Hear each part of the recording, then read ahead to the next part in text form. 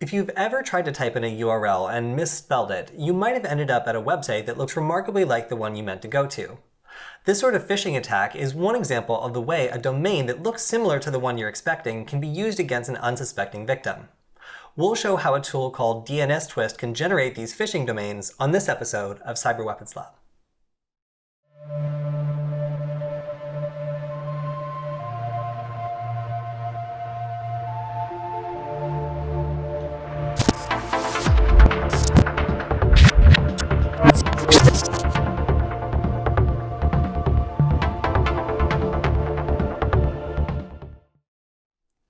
Dnstwist is a tool for generating a lot of different similar looking domains to a target domain and also checking to see if those domains have been registered. Now this is super useful to a hacker because it will immediately eliminate any phishing domains that have already been taken and open the door to registering your own in order to either create a sort of like clickbaiting situation where you get people to click on a similar looking link in an email, or even outwardly sending an email from a domain that looks similar but is actually from an outside party. Now this is useful because somebody opening an email from a CEO that has a very similar looking email address will often miss some of the domains that Dnstwist can create. And this is a huge advantage when you're going through and manually selecting which ones look best. So in general, there's a couple different types of additions, subtractions, or modifications that will be done to the target domain you put in order to make sure that it's a good candidate. Now Dnstwist will lay them all out in a bunch of different options, and we'll go through them one by one and explain what it's doing and how this might actually be effective at tricking someone. Now in order to use this, you'll just need Python, and because of that, it's actually cross-platform and will work on pretty much anything you want to run it on. I'll be using macOS, but you can run it on Kali Linux or Windows as well, so all you need to proceed is a version of Python that is working. After that, we can begin. The first step for installing Dnstwist is to go to the GitHub page here. The URL is pretty easy to remember. It's just github.com/elceef/dnstwist. Now, if you scroll down, you can see that if you're using a macOS system, the installation is incredibly easy using the brew package manager. But if you're using Debian or Kali Linux, you can simply follow the instructions here after installing all the prerequisites, which are listed in a nice sudo command that you can copy and paste into your terminal window. Now for me, I'll just be installing it via this, so I can go into my terminal window and just type brew install Dnstwist. Now this is already installed in my system, but you'll see the way that it generally kind of updates itself, and I will get the newest version of Dnstwist downloaded onto my computer. So once this is ready to go, and I'll make the font a little bit bigger, I can go ahead and run it against a target just by typing Dnstwist and then the name of the URL I want to take a look at. Now let's go ahead and run Dnstwist against our first target, in this case, Priceline.com. We'll just type Dnstwist and then Priceline.com.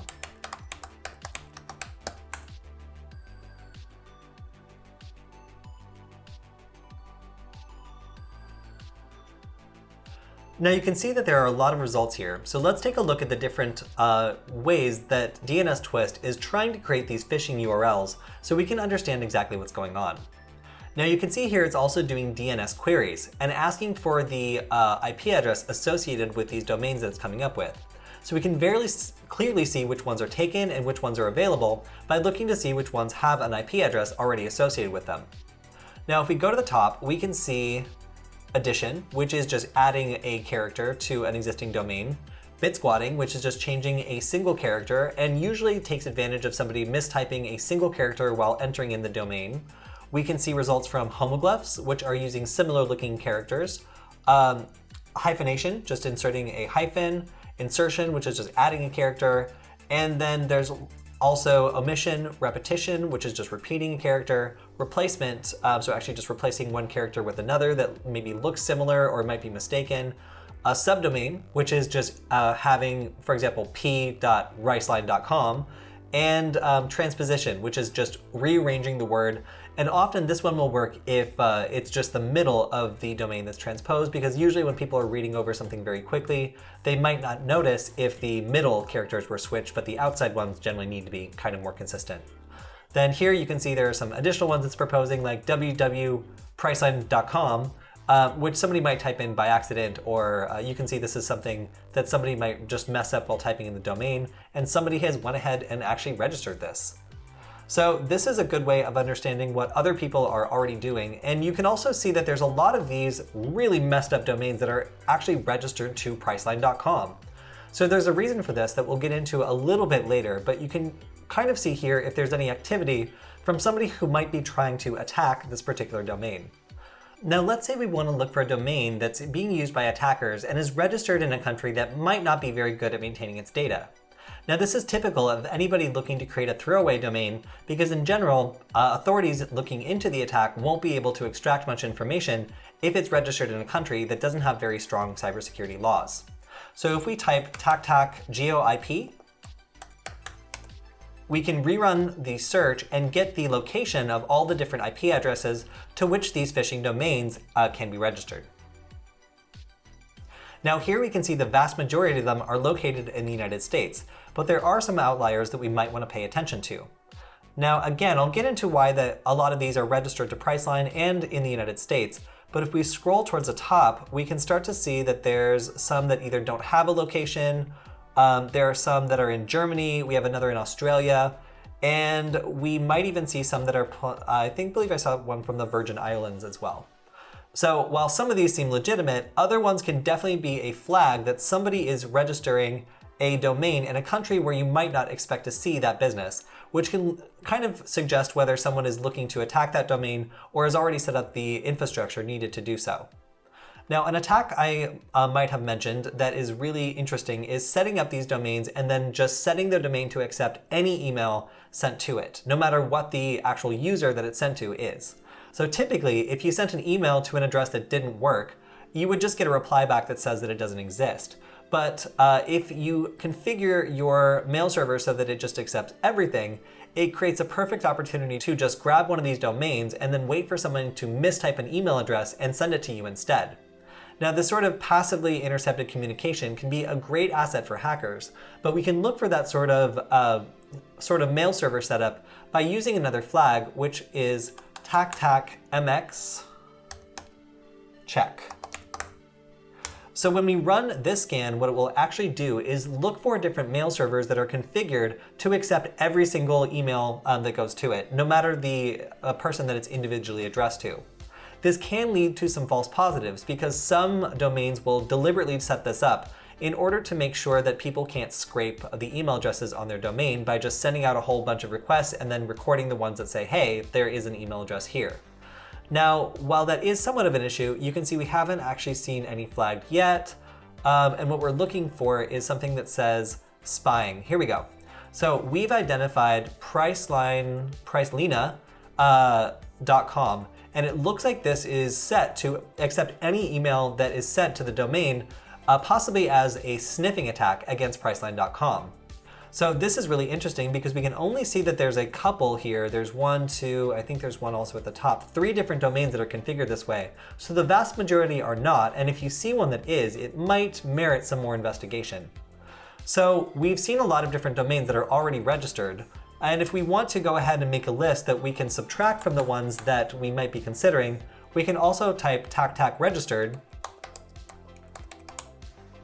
if we just want to get a list of all the domains that are in fact already registered, leaving out the ones that have not been created yet.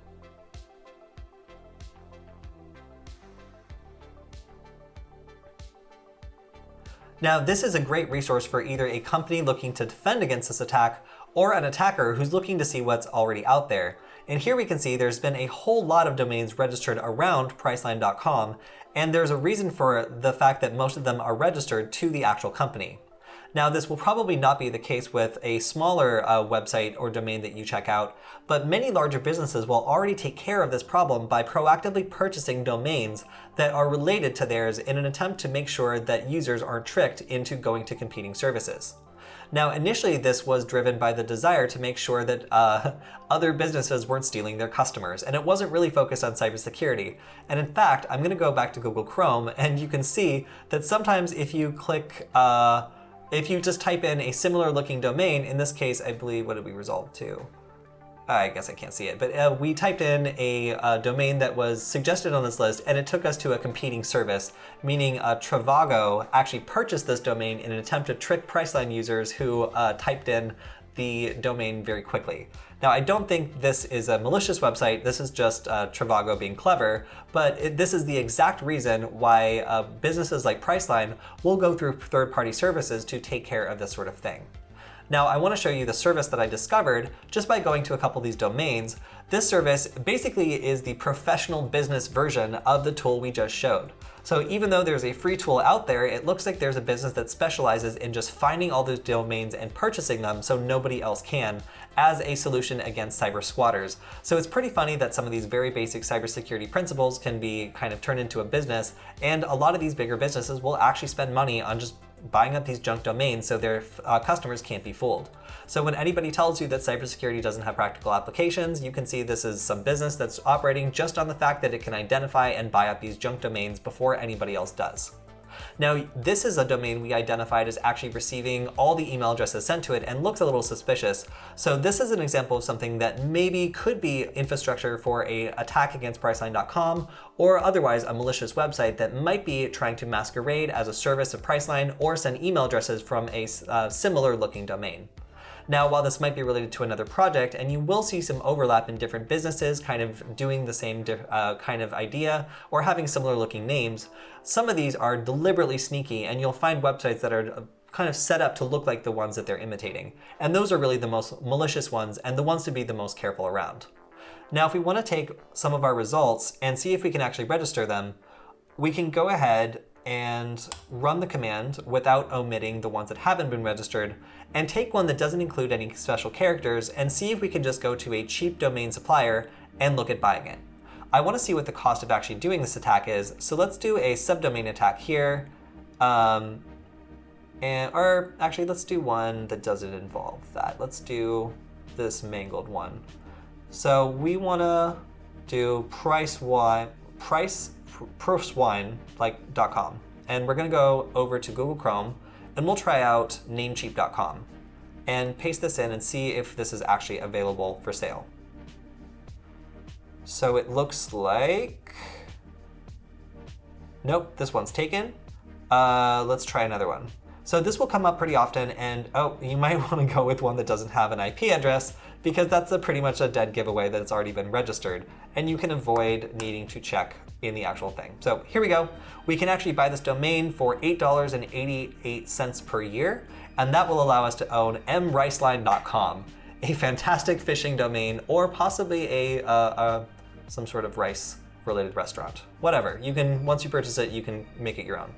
But either way, we've been able to use Dnstwist to identify a domain that's similar enough to Priceline that we might be able to pull off a phishing attack, provided we're using a long enough domain or something else that might be convincing to a user who is looking to click on a link related to Priceline.